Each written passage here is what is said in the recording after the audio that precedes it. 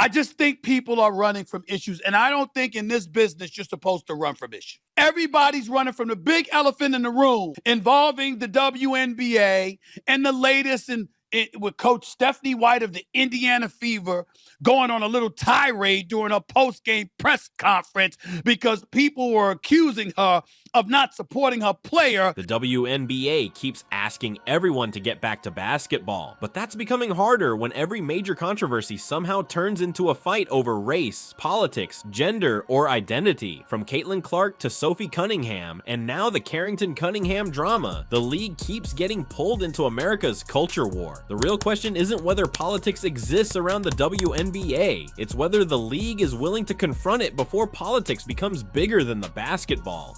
The veteran WNBA player has crystallized her status as MAGA's favorite women's basketball player, aligning herself with conservative views and displaying an unapologetic bravado both on and off the court. And of course, being the woke league that it is, everyone has gone against her, including her coach, who is doubling down on her stance with this message to her haters. Look at what happened with DiJonai Carrington and Sophie Cunningham. Carrington hit Cunningham with a hard foul, the play was reviewed, and it was upgraded to a flagrant 2. That should have been a basketball debate. Was the foul too hard? Was the punishment fair? Did Carrington mean to hurt her? Those are normal sports questions. But then, Carrington posted white privilege after the incident and tagged the Indiana Fever. Suddenly, the conversation changed. Now people were arguing about race. Then politics got involved. Then media personalities jumped in, and before long, the foul itself wasn't even the main story anymore. That's the bigger problem the WNBA keeps running into. They're having an emergency meeting to discuss what they're going to be doing with the W and WNBA. We have to identify what it is. Literally, they put a task force together to discuss the growing drama around transgender athletes because they got humiliated.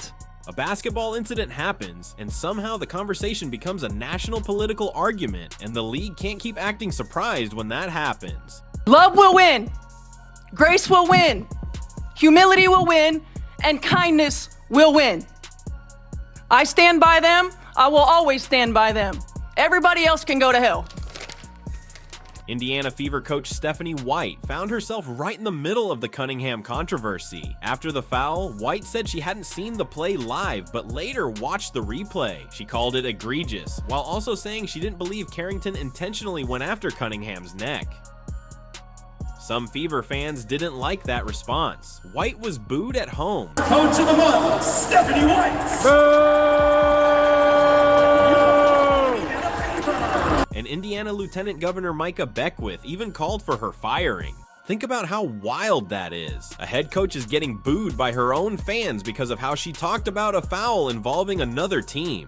White eventually pushed back during a very emotional press conference. She defended her players, defended herself, and said she was tired of the hate and divisiveness surrounding the league. Then she ended with a pretty blunt message for the people attacking her. You can agree with White, you can disagree with White, but clearly this wasn't just about basketball anymore, and that's exactly what the WNBA needs to deal with. ESPN analyst and former WNBA player Andrea Carter had a very different way of looking at the situation. Instead of immediately judging White based on one post-game comment, Carter questioned how many of the people calling for White to lose her job were actually watching the Fever and paying attention to her coaching. That's an important point because social media has changed sports. You don't need to watch an entire game anymore. You can see a 15-second clip, read a headline, pick a side, and start arguing. And once a story becomes political, it gets even worse. People aren't necessarily watching the game anymore. They're watching for something that confirms what they already believe. That's when basketball gets pushed into the background. And no player has exposed this problem more than Caitlin Clark. Clark didn't create the WNBA's political arguments, but her arrival made every existing tension much louder. She brought huge attention to the league, new fans, massive media coverage, and a level of interest that the WNBA had never seen around one player. That should have been a win for everybody. Instead, Clark quickly became part of arguments about race, popularity, media coverage, officiating, and whether the league was treating her fairly. And here's where people need to be honest. Some longtime WNBA fans were frustrated by the idea that people suddenly acted like women's basketball didn't matter until until Clark arrived. That's a fair criticism. The league had great players long before her. Aja Wilson was already a superstar. Diana Taurasi had already built a legendary career. Candace Parker, Sue Bird, Maya Moore, and so many others helped build the sport. But there's another side that matters just as much. When a superstar brings millions of new people through the door, you don't fight the attention, you use it. Magic Johnson didn't destroy the NBA's history. Larry Bird didn't erase everybody who came before him. Their rivalry helped turn the NBA into a much bigger product. The same thing can happen here. Caitlin Clark doesn't have to replace Aja Wilson. She can introduce more people to Aja Wilson. She doesn't have to replace Angel Reese. She can help more people discover Angel Reese. The league gets bigger when the stars get bigger. So why does everything surrounding Clark become such a political fight? That's where things get uncomfortable.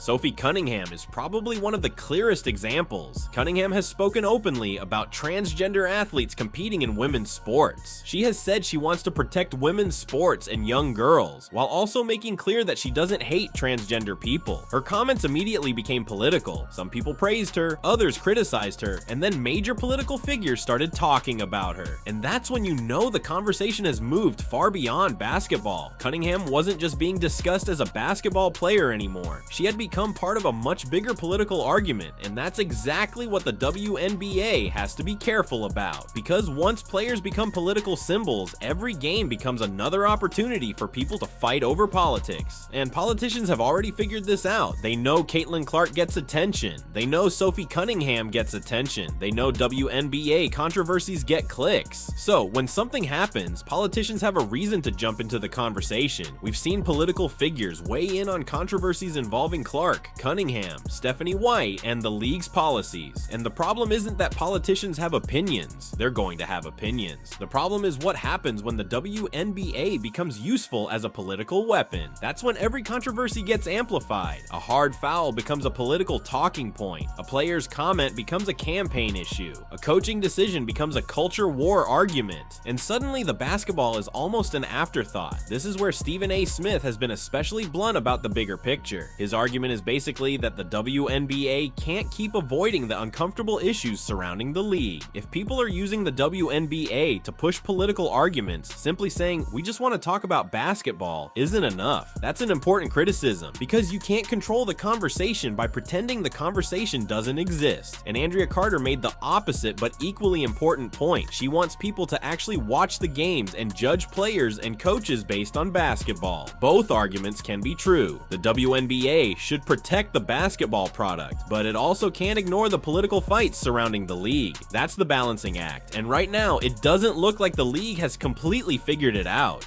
Look at the transgender athlete debate. It has become one of the biggest political issues surrounding the WNBA, even though the reference material itself points out that this issue has very little actual presence inside the league. That's why some players and analysts argue the subject gets far more attention than its actual presence in the WNBA would suggest. On the other side, Cunningham has argued that protecting biological women in sports is important. You don't have to agree with either side to understand what's happening. This isn't just a basketball debate anymore. It's a national political debate happening around a professional sports league, and the WNBA has become one of the places where that fight is playing out. The WNBA doesn't need to tell its players what political opinions they're allowed to have. They're adults. They have the right to speak, but the league does need a clear strategy for handling the political storm surrounding them, because right now every controversy becomes another opportunity for somebody outside the league to turn the WNBA into a political battlefield. And that hurts everybody. Players get attacked, coaches get attacked, fans get divided, and the basketball gets pushed into the background. That's the part nobody should want. This is the part I think the WNBA needs to understand. The league doesn't have to become a political organization, and it doesn't need to tell players what they're allowed to believe, but the league needs to understand that its players are now part of a much bigger public conversation, and pretending that conversation isn't happening isn't going to make it disappear. If anything, it gives other people more room to define the league. That's the danger. If the WNBA doesn't explain what it stands for, somebody else will explain it for them, and usually they're going to explain it in the most extreme way possible. And here's the irony. The WNBA is having one of the biggest growth periods periods in its history. More people are watching, more people know the players, more money is coming into the sport, the league is expanding, and the media attention is massive. But at the exact moment when the league has more eyes than ever, the conversation keeps getting hijacked by controversy.